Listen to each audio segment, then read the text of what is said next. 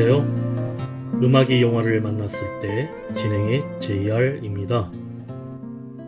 생명의 탄생은 곧 축복이며 낳아서 잘 기를 수 있는 환경이 조성된다면 더 큰 축복이지만 누구에게나 그런 축복이 주어지지는 않고 심지어 10달을 품어 낳은 아기의 양육을 포기할 만큼 현실은 녹록지 않습니다. 안타깝게도 영아 유기 사건은 생각보다 자주 일어나는데 그런 현실에 탄생한 것이 베이비 박스입니다. 아이를 키울 수 없게 된 부모가 두고 갈 수 있도록 마련된 상자로 우리나라를 포함한 약 20개국에서 운영을 하는데 갓 태어난 아기를 버리거나 부양 능력이 없는 부모가 아이를 방치해 사망에 이르게 하는 등 이를 막아보기 위해 마련된 수단입니다.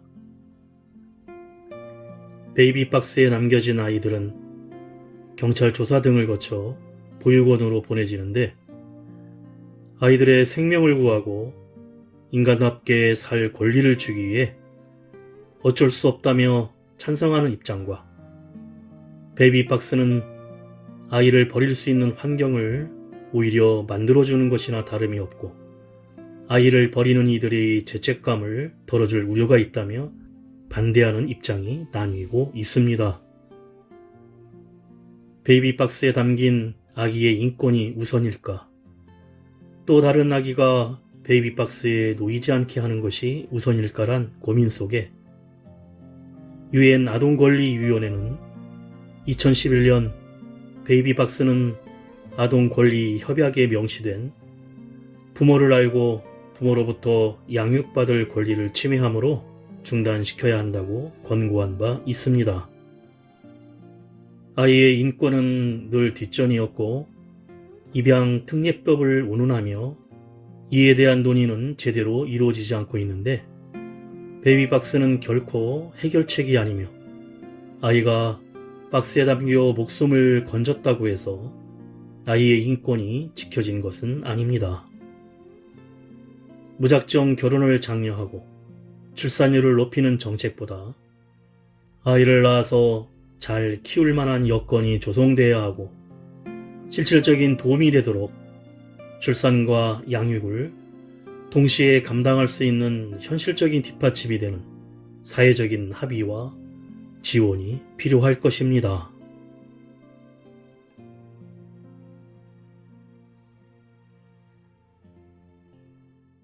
음악이 영화를 만났을 때 오늘 소개해드릴 영화는 지난 5월에 칸느 영화제에서 소개되어 국내 최초 나무 주연상을 수상한 한국 영화 브로커입니다. 세탁소를 운영하지만 늘 빛에 시달리는 상현과 베이비박스 시설에서 일하는 보육원 출신의 동수는 거센 비가 내리는 어느 날 밤 베이비박스에 놓인 한 아기를 몰래 데려가는데 하지만 다음날 생각지 못하게 엄마 소영이 아기 우성을 찾으러 돌아와 아기가 사라진 것을 안 소영이 경찰에 신고하려 하자 우성이를 잘 키울 적임자를 찾아주기 위해서 그랬다고 변명을 하는 두 사람이 기가 막히지만 소영은 웬일인지 우성이의 새 부모를 찾는 여정에 함께하기로 합니다. 한편 이 모든 과정을 지켜보는 형사 수진과 후배 이 형사는 반년째 이어온 수사를 마무리할 결정적 현장 증거를 포착하기 위해 이들의 뒤를 조용히 쫓기 시작하고 의도치 않게 만난 이들의 예기치 못한 특별한 여정이 시작됩니다. 먼저 가수 거미가 부르는 바람 듣고 영화 이야기 시작합니다. 수많은 시간이 지나가도 늘 같은 자리에 있는 나무처럼 아무리 흔들고 흔들어도 제자리로 돌아오는 그네처럼 내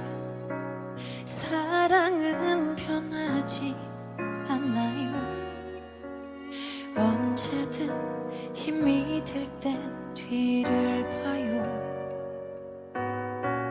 난 그림자처럼 늘 그대 뒤에 있어요.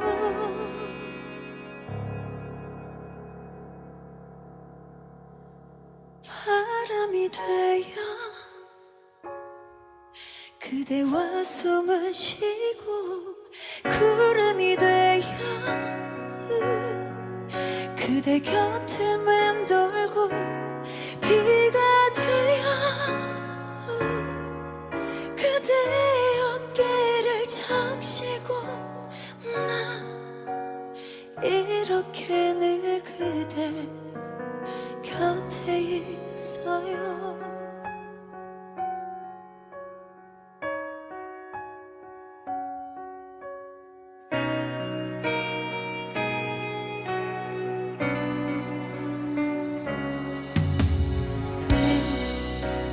그대 뒷모습만 익숙한 이 시간이 너무도 힘들지만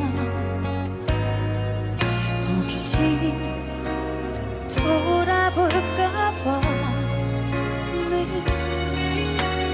그댈 바라만 봐요. 바람이 되어 그대와 숨을 쉬고 구름이 되어 그대 곁을 맴돌고 비가 되어 그대 어깨를 적시고 난 이렇게 늘 그대 곁에 있어요. 항상 같은 자리에 서서 인생을 바보같이 기다릴 사람 그대가 있는 곳에 달빛처럼 그대를 환하게 비춰준 그런 사람 바람이 되어 그대와 숨을 쉬고 구름이 되어 그대 곁을 맴돌고 비가 되어 그대 어깨를 적시고 난 이렇게 늘 그대 곁에 있어요. 나 이렇게 늘 그대 곁에 있어요.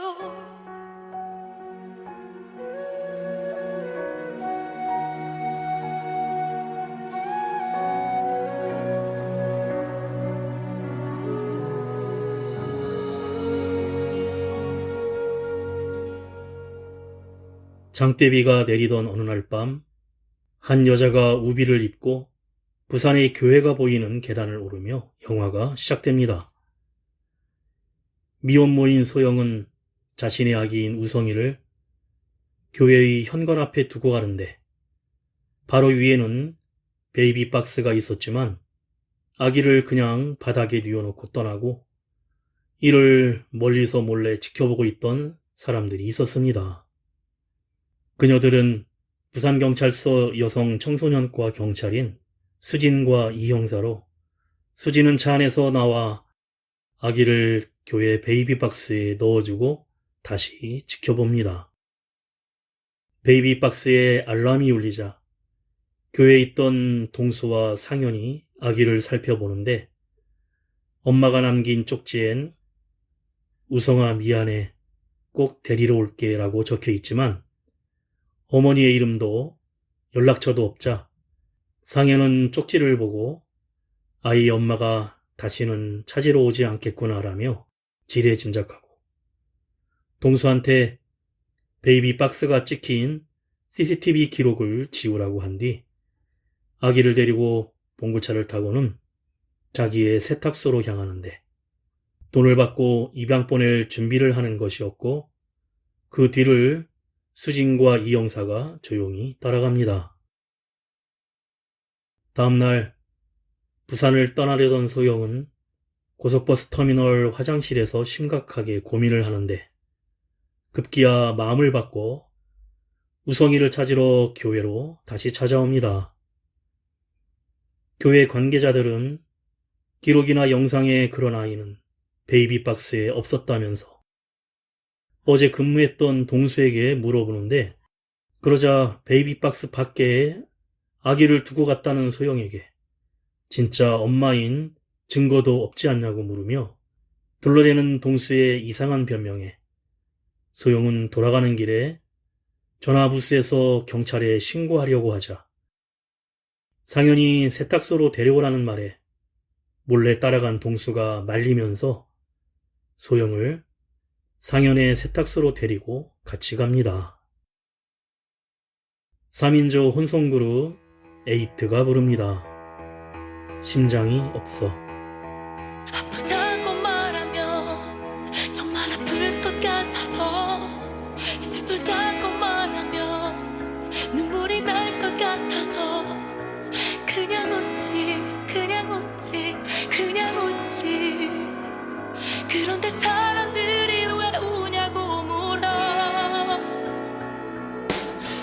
매일 울다가 웃다가 울다가 웃는 걸 반복해 나 왜 이러는지 술인지 밥인지도 모르는 채 살아 이 정도 아픔은 통과를 한 듯해 뭐하니 종이에 네 이름만 적고 하루엔 종일 종이가 시꺼매지고서야 펜을 와너 그리워 또 핸드폰을 찾더나 눈물이 또 찾아와 너와의 별이란 나는 심장이 없어 나는 심장이 없어 그래서 아픈 걸 느낄 리가 없어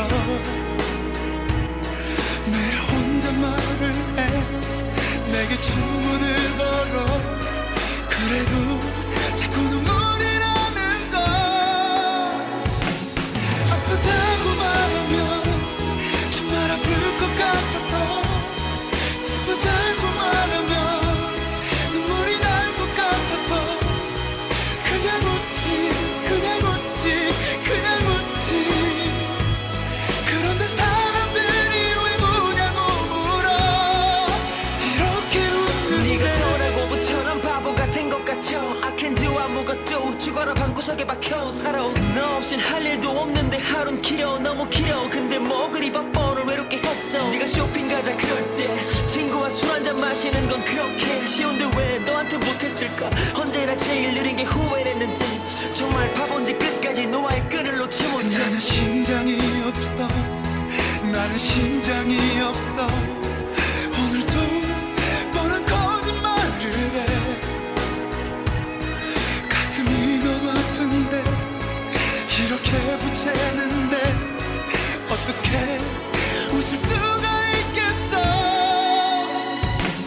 아프다고 말하면 정말 아플 것 같아서 슬프다고 말하면 눈물이 날 것 같아서 그냥 웃지 그냥 웃지 그냥 웃지 그런데 사람들이 왜 우냐고 물어 이렇게 웃는데 TV 속 연예인들처럼 너의 미니 홈피 제목처럼 행복했던 내 어제처럼 나는 심장이 없어 아플 수가 난 없어 나는 심장이 없어 아플 수가 난 없어 그냥 웃자 그냥 웃자 그냥 웃자 제발 좀 눈물아 이제는 멈춰줘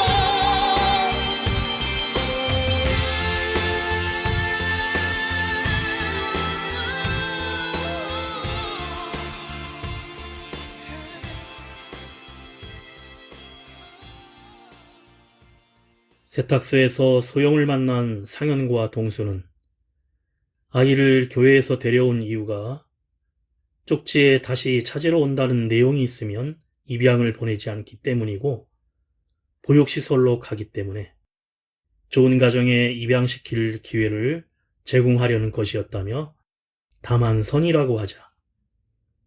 소영은 그냥 돈 받고 아이를 팔아넘기려는 브로커 아니냐고 합니다.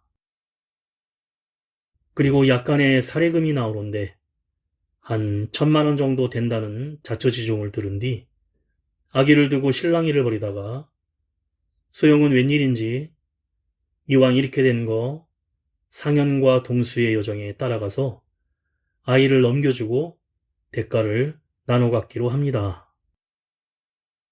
그때 수진과 이영사는 엄마 소영이 이들과 어울려 같이 움직이려는 모습을 보며 애 엄마가 맞는지 의심을 품습니다. 그런데 세탁소에 상윤을 찾으러 온 조폭 태호에게 어머니와 장사 안 하냐고 묻지만 태호는 관두고 조직 폭력배의 삶을 사는 것이 좋다며 피가 흥건하게 묻은 옷을 세탁을 맡기면서 빌려간 5천만 원을 당장 갚으라는 태호와 일행의 협박에 상현은 어떻게든 마련하겠다고 둘러대고 동수 소영과 함께 아기 우성이를 거리하기 위해 봉고차를 타고 울진으로 떠납니다. 한편 한 호텔에서 살인사건 현장을 보러 온 최 형사는 와인잔에 묻은 립스틱으로 여자가 범인인 걸 알게 되는데 수진과 이 형사는 봉고차를 따라가고 울진의 수산시장에서 아기의 입양 거래가 이루어지려는데 아기의 외모를 지적하며 1,000만 원이 아니라 400만 원에 12개월 할부 운운하며 아기의 가격을 흥정하려는 상대 부부의 발언에 화가 난 소영이 쌍욕을 하면서 무산되자 상현 일행은 포기를 하고 새로운 구매자를 찾기로 합니다. 그래서 울진에서 동수가 자란 보육원에 들러 하룻밤을 보내게 되는데 이때 축구를 좋아하는 보육원의 꼬마 혜진이 엉겨붙으며 상현에게 나의 아빠가 돼달라는 등 나도 따라가게 해달라고 조르지만 거절합니다. 그날 밤 소영은 동수가 어렸을 때 어머니가 데리러 온다는 쪽지를 써놓고 이 보육원에 두고 가서는 결국 자신을 찾으러 오지 않았고 우성이도 엄마인 소영이 다시 찾으러 온다고 해놓고 아이를 찾지 않을 거라고 확신했을 것이라는 상현의 말을 듣고 동수가 왜 버려진 아기들을 이런 식으로라도 입양시키려고 하는지 속사정을 이해하게 됩니다. 가수 경서가 부릅니다. 나의 X에게. 우리 다시 만날래 예쁘게 빛나던 모든 추억들이 너무 그리워 너의 품에 안길래 이 밤이 새도록 내게 말할 거야 너를 좋아한다고.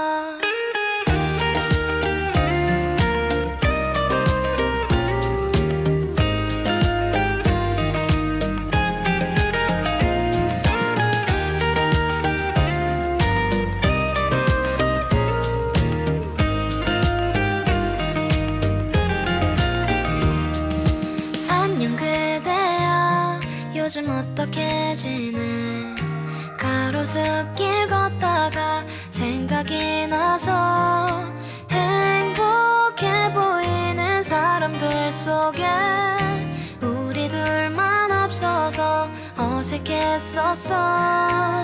늘 집에 갈 땐 항상 뒤돌아보며 날 보며 웃어주던 네가 생각났어. 우리 다시 만날래 예쁘게 빛나던 모든 추억들이 너무 그리워 너의 품에 안길래 이 밤이 새도록 내게 말할 거야 너를 좋아한다고.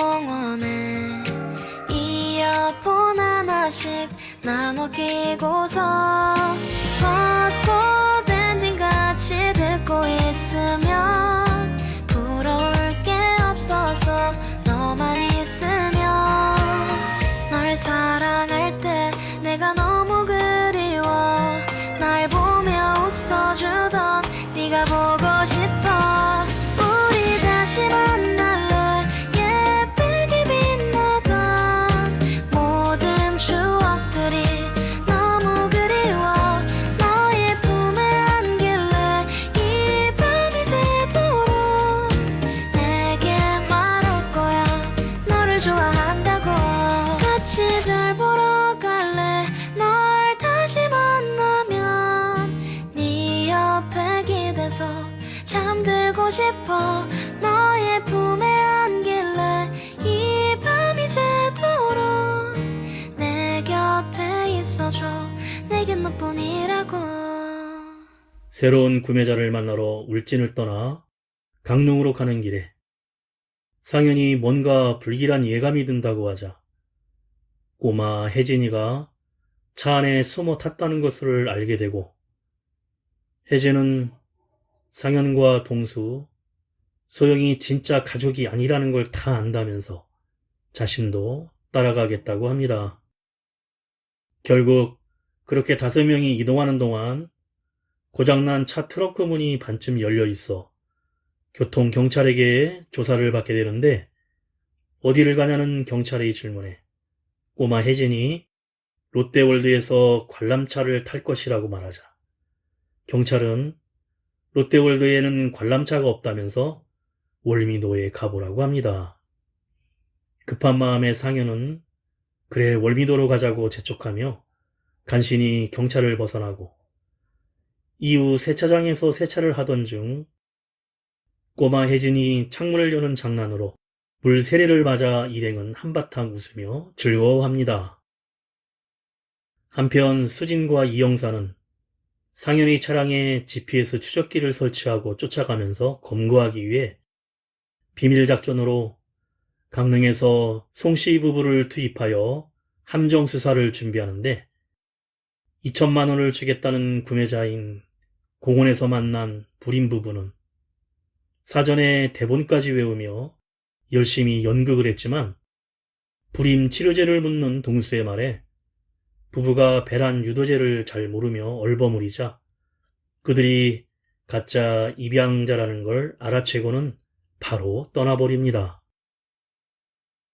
한편 살인사건을 조사 중인 부산경찰서 최 형사는 부산의 한 집에 여자아이들을 입양해서 같이 살고 있는 자칭 엄마인 성매매 포주를 찾아가게 되는데 살인 현장의 CCTV 속 사진의 여자가 누구냐고 물어도 다들 모른 척하자 포주인 엄마는 나는 낳지 말라고 했다면서 소영이 이곳에서 살고 있었고 살해당한 남자는 조폭 보스로 소영의 아기 아빠라는 사실을 알게 됩니다.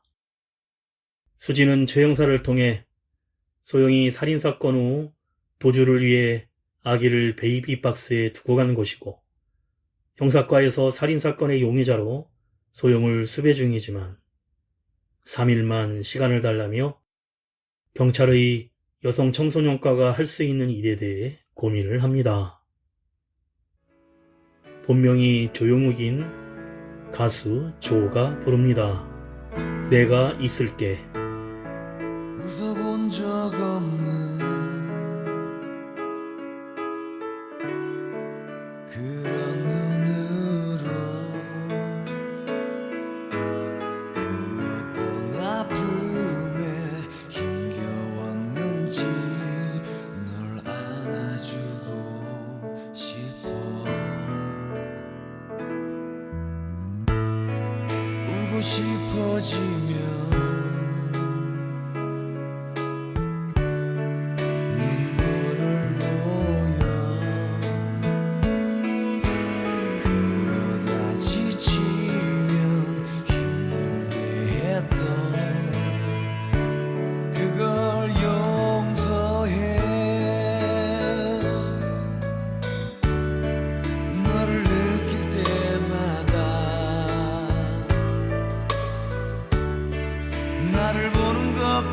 같아서 아직 남아있는 아름다움을 찾질 못하는 나 만나기 위해 외롭던 널 지켜줄 거야. 여린 너의 마음 다치게 했던 그 시간만큼 널 지켜줄게. Oh yeah. 이별 없는 그곳에 내가 있을게.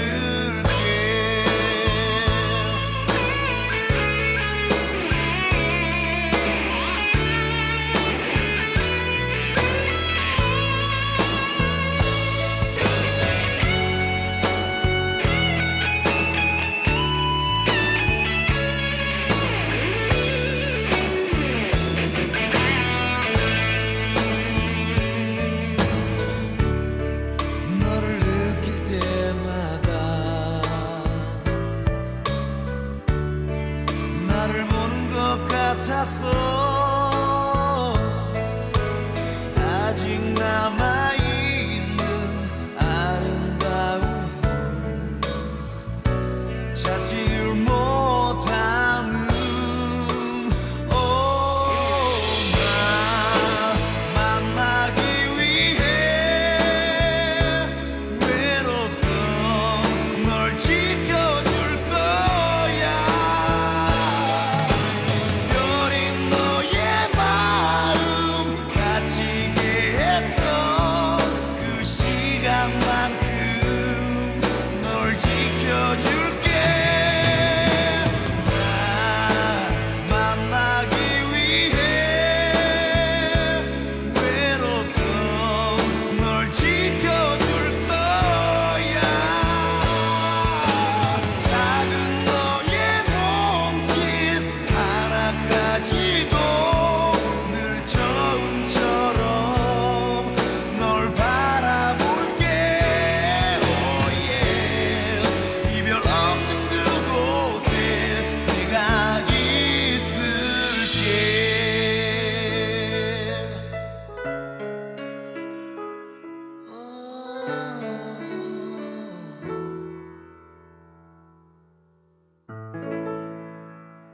일행은 모텔에서 묵게 되는데 편의점에 잠깐 나온 소영을 수진과 이영사가 만나 살인사건을 빌미로 자수와 감형 조건을 제시하며 아기의 불법 입양 수사에 협조할 것을 제안하는데 도청장치를 소영이 감추고 숙소에 돌아갑니다.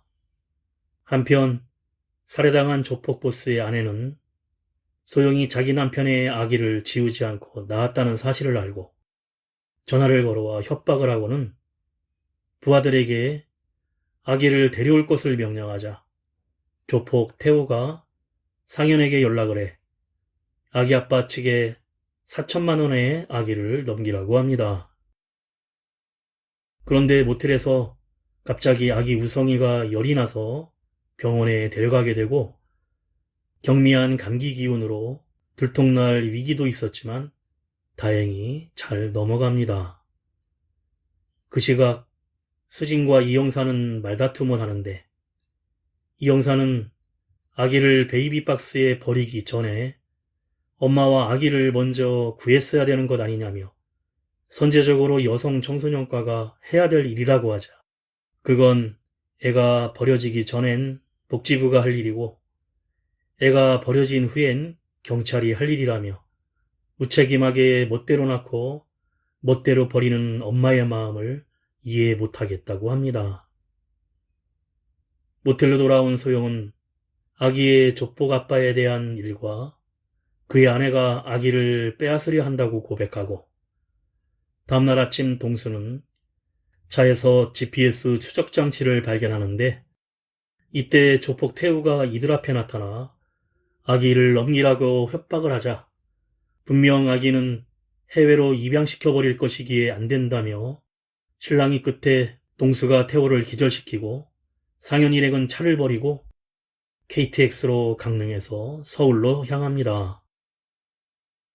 서울에서 입양할 윤씨 부부를 만나는데 아기를 잃은 부부로 그때 우성이 칭얼대자 분유를 준비하던 중 윤씨 아내가 자기가 젖을 물려보아도 괜찮냐고 하고 데려가서 수유를 하는 모습을 보고 소영은 자신의 가슴에 손을 올리며 의미심장하게 쳐다봅니다.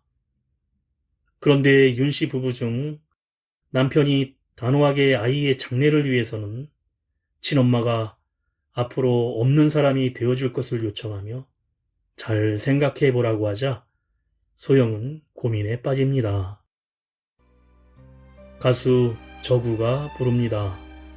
하루만.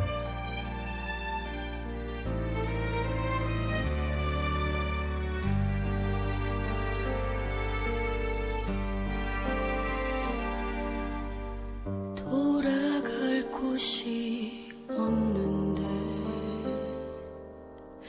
또 다른 사랑 없는데 아무 일도 없던 것처럼 그냥 있어주면 되는데 이렇게 비가 내리는 날에 곁에 있어줘야 하잖아. 떠나려는 네 맘 알겠지만 잡고 싶은 내 맘 알아줘. 하루만 사랑해. 하루만 내 곁에 있어줘. 시간 지나 먼 훗날에 이 상처 지울 수 있게 하루만 곁에 있어줘. 아파도 내 사랑 너니까 널 보내줄게. 떠나가 줄게. 하루만 내 사랑아.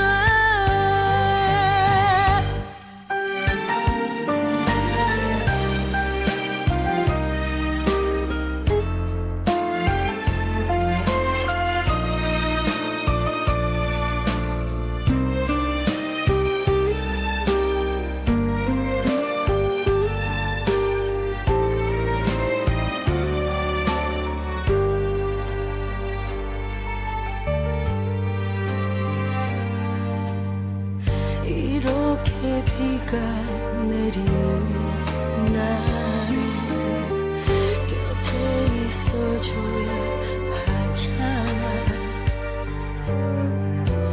떠나려는 네 맘 알겠지만 잡고 싶은 내 맘 알아줘.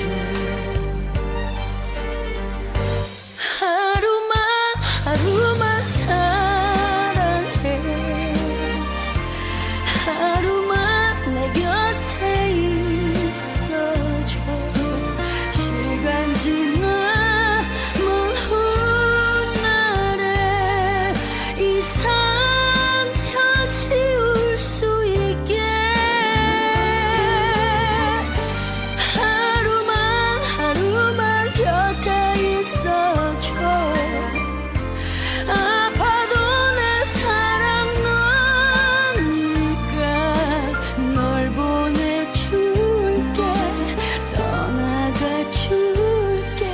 하루만 내 사랑아. 하루만 내 사랑아.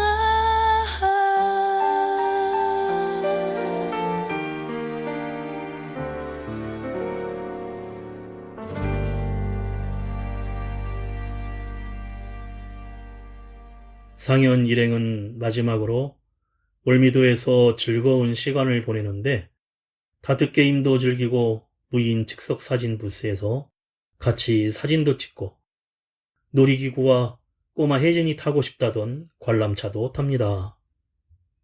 관람차 안에서 소영이 나에겐 엄마의 자격이 없다는 말에 동수는 그렇지 않다며 경찰에 자수하면 이런 사진이 나올 거라면서 소영의 눈을 손바닥으로 가려주는데 얼마 전에 보육원에서 동수가 소영에게 그러면 우산을 사. 두 사람이 들어가는 큰 걸로라고 말하던 것과 이어지는 장면으로 동수의 큰 손이 소영의 눈을 가려주고 그 속에서 소영이 안심하고 자신의 감정을 드러낼 수 있도록 하며 아기를 그냥 우리가 같이 키울까라고 하자 그렇게 다시 시작할 수 있으면 좋겠지만 감옥에 가야 해서 안 된다고 합니다. 동수가 우리 엄마도 아마 어쩔 수 없이 나리를 벌릴 수밖에 없었을 거고 소영도 살인자의 아기로 만들지 않으려고 한 것이라며 손을 떼니 소영은 가려진 손 안에서 눈물을 흘리고 있었습니다.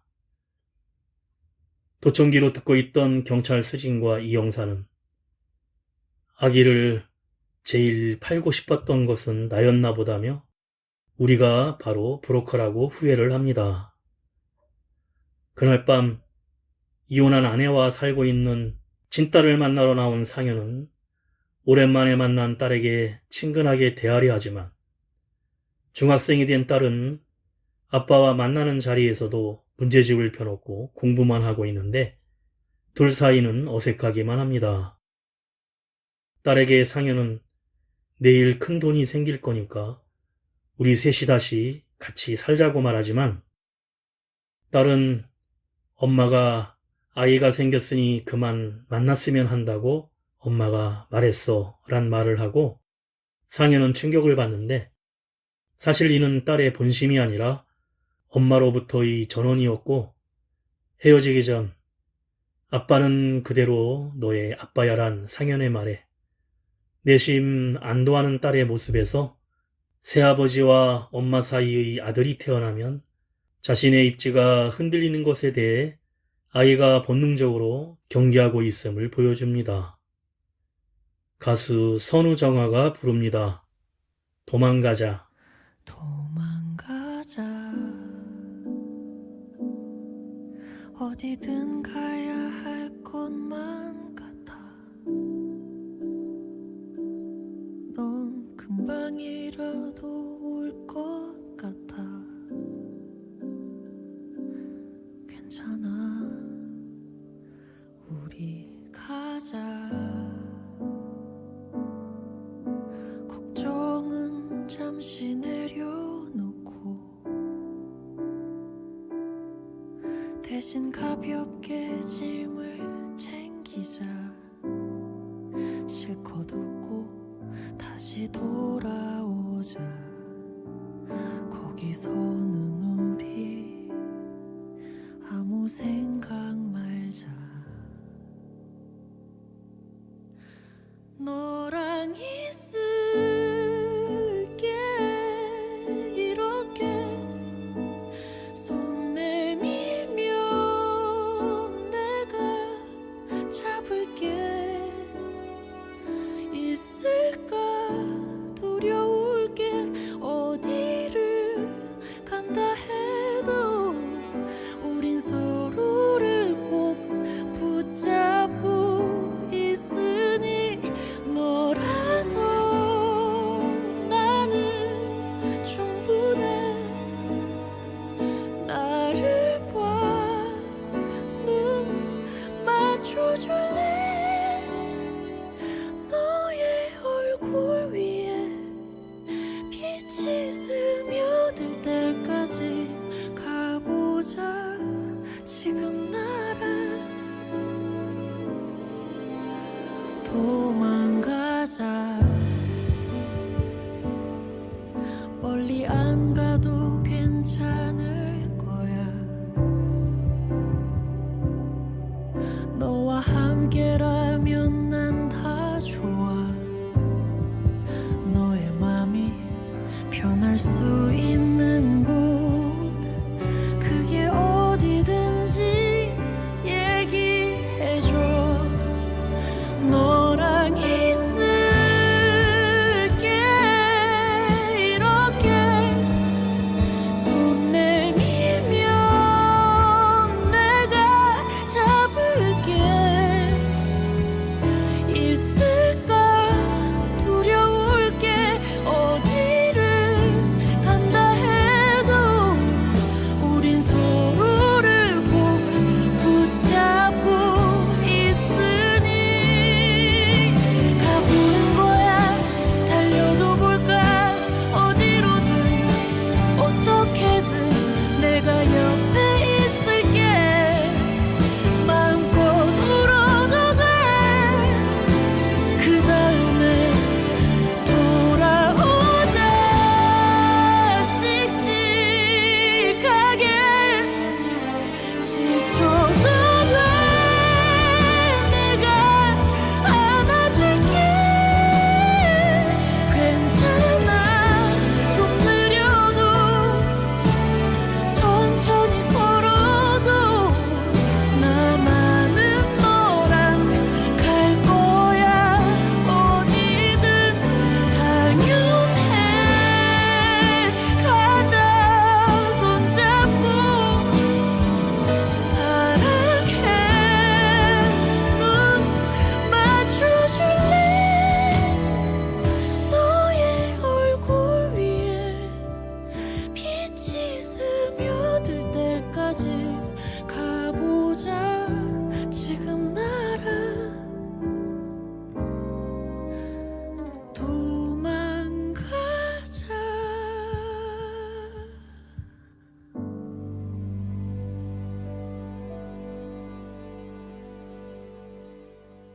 그날 저녁 모두 잠든 시각 소영을 불러낸 수진과 이영사는 아기를 넘기지 말고 그냥 자수하라고 하면서 정상이 참작되면 3년 만에 가석방되어 아기 우성이와 잘 살 수 있을 것이라고 하자 소영은 아기가 나처럼 살지 않도록 윤씨 부부에게 아기를 넘기겠다고 합니다.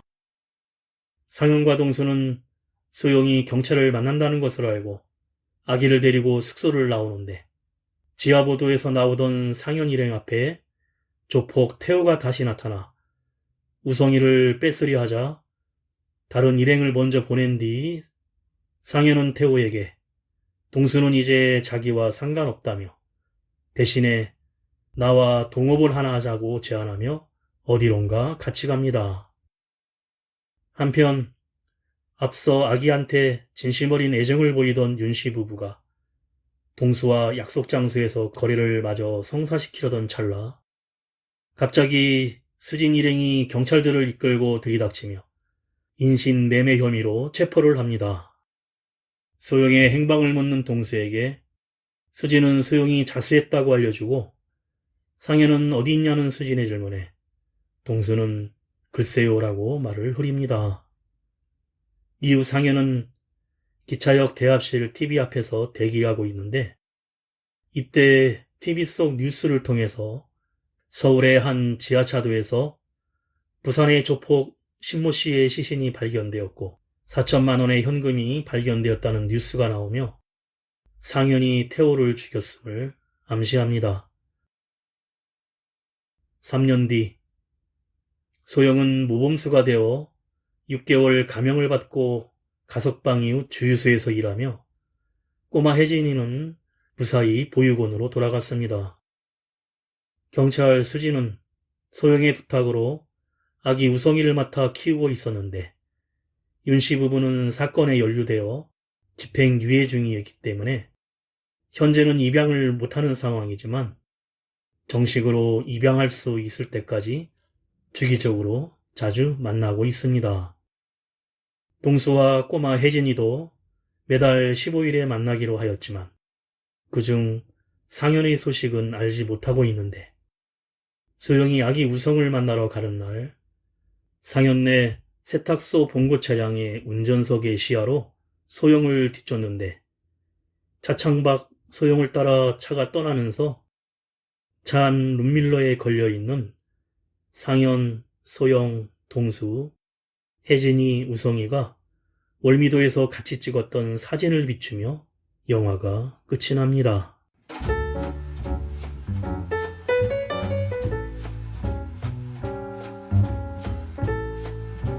영화를 호평하는 쪽에서는 인간 내면의 순수하고 도덕적인 관념을 잘 표현했다고 평하고 있고, 반대로 비판하는 쪽에서는 캐릭터 설정과 각본이 너무 이상적이고 자기적이며 그것을 설명하는 구성이 엉성하다고 비판하고 있는데, 특히 고레에다 히로카즈 감독이 실수를 했다고 평할 정도라고 합니다.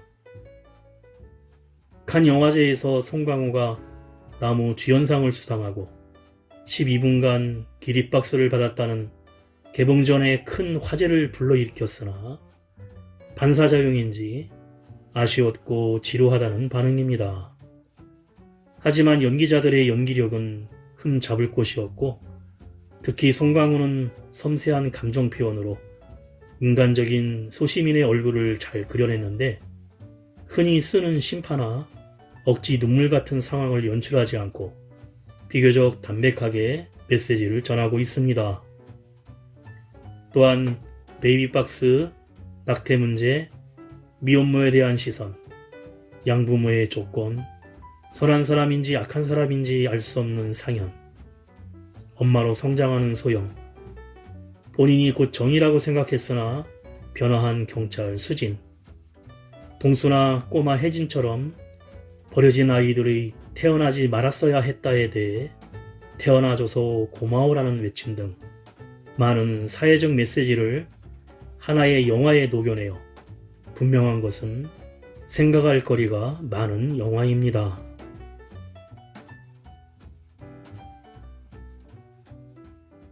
음악이 영화를 만났을 때 오늘 소개드린 일본 감독의 한국 영화 브로커였는데요. 고레에다 히로카즈 감독은 영화를 만들기 전 송강호가 베이비박스에 있는 아이를 안고 다정하게 말을 건네는 모습이 떠올랐다고 하는데, 선악이 혼재된 존재로서의 송강호의 이미지가 영화의 출발점이었다고 합니다.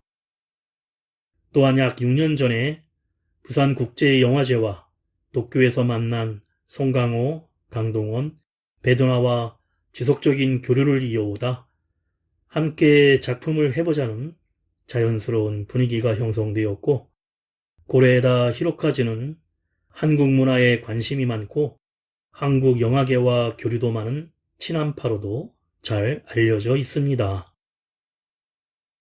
마지막으로 드라마 가을동화의 OST 곡으로 잘 알려진 가수 정일영이 부르는 기도 들으며 인사드립니다. 지금까지 JR이었습니다.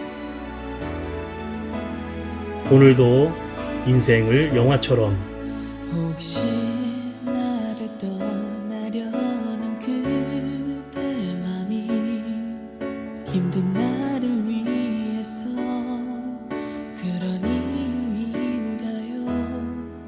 하루만큼 멀어져도 괜찮아요.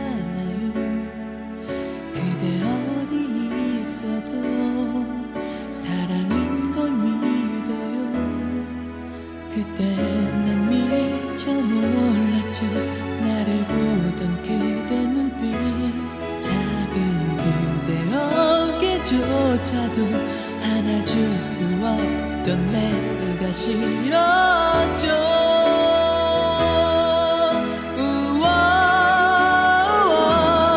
언제까지 슬픈 운명을 갈라놓아도 또다시 그대 마음을 울리지는 않을 거예요. 어떤 것도 나의 그늘 대신할 수 없기에 이제는 그대보다 소중한 건 내게 없단 걸 알아요. 나를 보며 웃는 그대 그 미소가 내겐 너무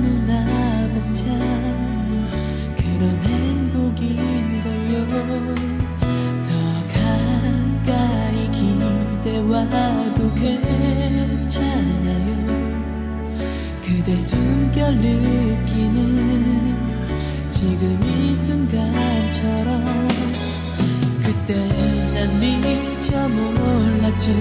나를 보던 그때 눈빛 작은 그대 어깨조차도 안아줄 수 없던 내가 싫었죠.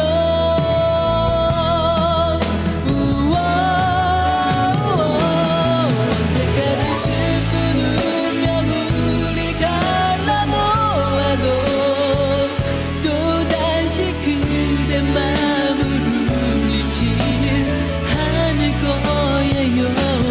어떤 것도 나의 그댈 대신할 수 없기에 이제는 그대보다 소중한 건 내게 없단 걸 아나요.